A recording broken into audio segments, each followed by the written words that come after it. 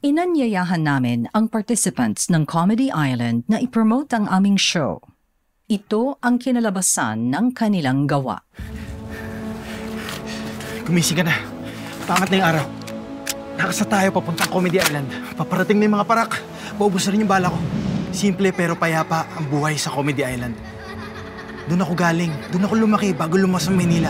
Kahit sino man ang pumunta doon, kahit isang batalyon man, poprotektahan kita. Yan ang panata ko. Hanggang kamatayan. Dahil dito sa Comedy Island, laughter will save you. Gerald, wait lang. Po? Wait lang Hindi naman yan Comedy Island Hindi po ba ganon? Anong ginagawa mo? Saan galing yung leather jacket nyo?